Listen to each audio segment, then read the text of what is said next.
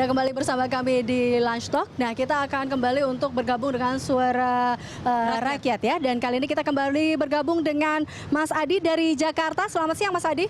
Ya, selamat siang. Ya, Mas Adi silakan dengan komentar Anda. Ya, saya rasa kita ini mau cari pemimpin yang sempurna, kayaknya di dunia ini mungkin dua belum tentu ada. Jadi apalagi selalu dicari-cari kesalahannya. Maksudnya oke lah, kesalahan pasti ada, tapi jumlah kesalahan dan jumlah kebaikannya 1 banding berapa gitu. Dan apakah jumlah kesalahannya signifikan dengan yang dibutuhkan negara ini atau masyarakat sekarang gitu. Jadi antara jujur, berani, terus ini dibanding dengan etiket seperti Cina dulu kan ketat sekali komunis, sekarang udah menuju ke liberal gitu kan. Jadi mungkin saat ini dibutuhkan harus keras dulu gitu, harus dididik dulu masyarakat kita untuk tidak buang sampah sembarangan segala macam. Baru setelah semuanya settle, budayanya sudah membaik baru kita menuju kembali pelan-pelan liberal dan segalanya gitu. Jadi sekarang yang dibutuhkan mungkin itu gitu. Nah ini ke depan, apalagi sekarang udah ada Komnas HAM segala, jadi sekarang juga dibatasin pemimpin gitu. Baik. Ya, kalau soal kecewa dengan Pak Ahok, saya juga sempat kecewa, katanya SMS-nya pasti dibalas segala gitu kan. Tapi saya juga beberapa kali SMS nggak pernah dibalas gitu. Tapi yang dibutuhkan mungkin sekarang lebih dibutuhkan seperti itu gitu. Oke, jadi menurut Mas Adi sekarang adalah dibutuhkan sosok yang keras dan tegas untuk mengatasi ataupun membereskan Jakarta. Seperti itu ya, Mas Adi ya? Ya, untuk saat sekarang. Nanti setelah semuanya membaik baru kita bisa berubah lagi pelan-pelan. Tapi lebih dibutuhkan itu sekarang. Bagaimana dengan salah satu ciri khas dari sosok Ahok ini yang ceplas-ceplos? Anda setuju dengan itu? Ya, kalau ceplos-ceplos mungkin kita juga harus kadang-kadang juga harus mulai bikin malu orang gitu ya. Oke. Jadi kalau nggak ceplos-ceplos seperti itu kan masyarakat gampang dihasut. Jadi kalau sekarang seperti itu kan masyarakat yang selama ini LSM Ormas yang dituduh provokator apa kan udah mulai narik diri gitu kan, tiarap gitu. Jadi Baik. mungkin juga harus begitu juga gitu. Oke, Mas Adi. Ya. Baik, terima kasih Baik, Mas terima Adi kasih. dari Jakarta. Dan sekarang kita tersambung lagi dengan satu penelpon, ada Mas Dodi di Jember. Selamat siang Mas Dodi. Ya, selamat siang. Jauh ini ya, Mas Dodi silakan komentar Anda. Ya, terima kasih. Nah, begini Mas, saya setuju dengan judul acara ini sebagai tokoh muda inspiratif, betul memang. Karena di saya lihat penuh gebrakan, jadi ada kebiasaan-kebiasaan lama yang segera ditumbangkan. Artinya mereka yang tidak pro pada demokrasi, yang tidak pro rakyat, segera akan ditumbangkan. Satu gebrakan dari Ahok segera tindak lanjuti dengan gebrakan-gebrakan yang lain.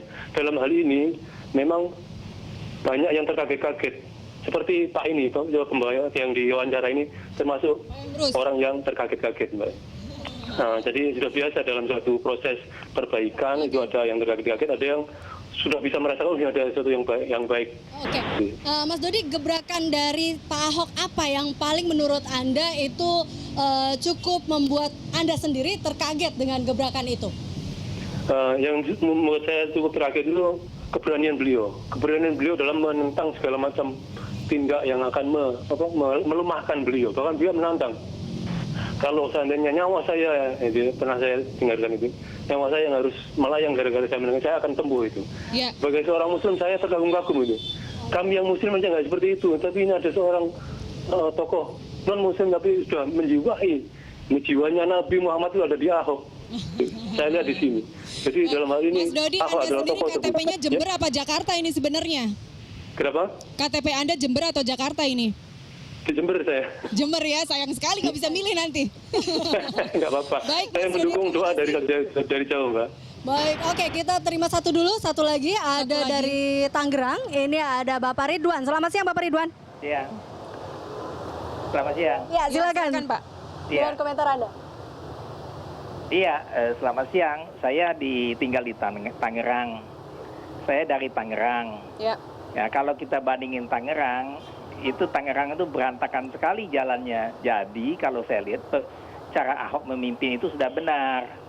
Kalau kita lihat zaman dulu, selama 2 periode Pak Sutioso, 1 periode Pak Faujibowo, itu jalan itu hari ini diperbaiki, besok sudah lobang lagi. Artinya transparansinya itu tidak ada. Nah kalau ini memang kadang-kadang saya juga kesel, Ahok kadang-kadang bicaranya sangat tajam. Tapi apakah kita mau membandingkan karena ketajamannya atau kita mau memikirkan seluruh masyarakat di Jakarta? Saya ini sedih karena apa? Karena saya di Tangerang. Kalau Tangerang jalannya lobang-lobang banyak. Nah kalau kita lihat begini, contoh Gubernur Riau, 3 periode Gubernur Riau, semua gubernurnya masuk penjara. Nah kita pilih yang gubernur itu atau kita pilih gubernur yang kalau bicara ceplas-ceplos ke rakyat, yang sebagian merasa mungkin sakit hati, tapi itu ada perbaikan ke depan. Mungkin bangsa Indonesia saat ini harus terapi kayak itu dulu. Nanti ke depan, apabila sama-sama pemikirannya sudah benar, mungkin tadi etika, etiket, apa yang disampaikan itu, mungkin itu menyusul. Karena kalau kita anggota DPR, itu semua orang yang pintar kok, kita yang milih dia kok. Tapi semua tidak ada yang bekerja dengan baik, tidak ada hati nurani untuk rakyat. Ya toh? Semua kalau dulu Ahok pernah ngomong itu, yang saya tahu juga, ayo kita korupsi berjemaah, rame-rame korupsi. Nah, kayaknya itu pandangan. Jadi tolong nggak usah diperdebatkan. Kita lihat kenyataan di lapangan bagaimana. Apakah ada perbaikan atau tidak. Kalau saya di Tangerang, saya 10 tahun saya lihat jalan saya lobang terus. Gitu, karena gubernurnya terlibat.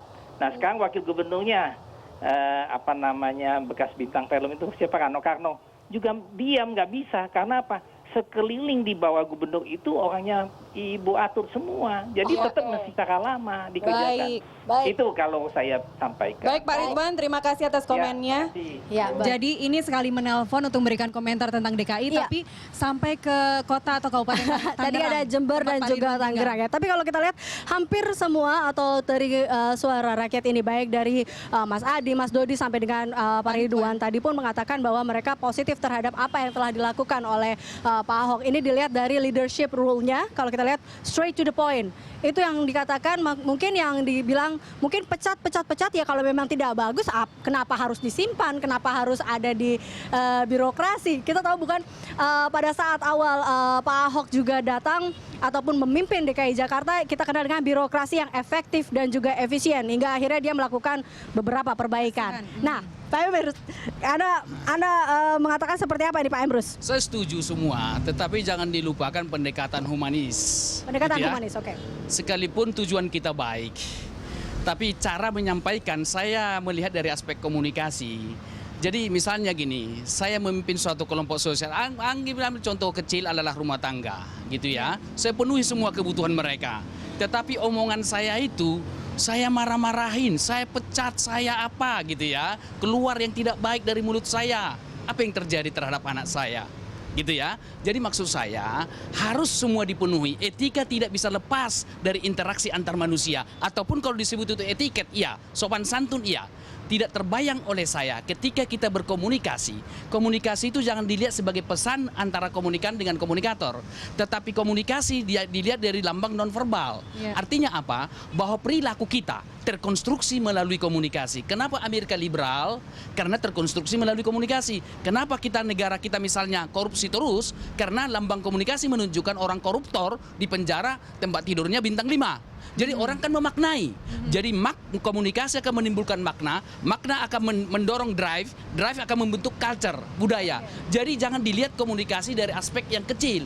Karena kalau komunikasi tidak beretika atau katakanlah tidak sopan, tidak sopan santun, itu akan terkonstruksi realitas sosial. Bayangkan, andaikan saya dalam rumah tangga selalu saya sebut sesuatu kepada anak saya yang tidak baik, semua saya penuhi, sekolah saya penuhi, terbayang nggak perilakunya. Nah, oleh karena itu, semua kita lihat, tapi etika tidak boleh lepas daripada karena bagaimanapun tindakan dan perilaku pemimpin komunikasi. itu menjadi seorang teladan begitu ya Pak Emrus ya. Panutan. Kalau Bapak dari tiga penelpon tadi ya, kita bisa lihat yang namanya ini bukan hanya warga DKI Jakarta, itu sudah menyakup rakyat Indonesia. Itu melihat apa sih? Mereka cari pemimpin tuh hanya 3. Mereka cari pemimpin, saya tidak peduli Anda ceplas-ceplos, Anda mau marah-marah, kita cuma mau satu, kami sejahtera. Tapi Kami kalau hanya mau sejahtera. ceplas-ceplosnya, Dan keberanian itu yang dipegang oleh rakyat Indonesia. Mereka senang. Sejak baru sekali ini nih kami memiliki pemimpin yang mau pasang badan, mau berjuang melawan korupsi untuk kami. Tapi kalau ceplas-ceplosnya seperti itu diteruskan dengan bahasa-bahasa yang kadang kurang tepat, nggak takut tuh. Sekarang kan ada LSM-LSM yang sudah mulai mundur dukungannya seperti yang disebutkan oleh Mas Dodi tadi. Ya begini ya, Ahok memang dalam komunikasinya seperti itu. Tapi kalau mau dilihat apakah Ahok itu kasar, oke dia kasar terhadap, memang mungkin dia orangnya emosional. Tapi kalau mau dia kasar, kita bisa lihat perilakunya dia terhadap orang kecil kok. Kalau bertemu dengan Ahok, dia sangat santun, sangat baik, sangat merendah dan tidak pernah menempatkan dirinya saya gubernur, Anda warga saya dan Anda saya perintah, tidak pernah. Tapi emosional ya? Keemosionalan Ahok itu menjadi begini, emosional Ahok itu bukan sesuatu yang parah, bukan sesuatu yang jelek. Karena begini, rakyat itu cuma mikir dua, ngapain saya memilih pemimpin yang santun, yang bisa bicara santun di depan publik, tetapi kenyataannya nyolong uang rakyat. Baik, ini Boleh Emosi sedikit saya yang baik tambahkan? maksudnya. kita akan tambahkan lanjut nanti lagi. ya, Pak Emrus. Ini nampaknya makin panas nih ya. Tapi yang penting nggak emosional. Nah, kita juga mereda dulu supaya tidak ada emosional di Iya. sini. Minum kopi dulu. Kita Sambil ngopi-ngopi diminum dulu, tehnya. baik, kita akan kembali pemirsa masih di Lunch Talk. Tetaplah bersama kami.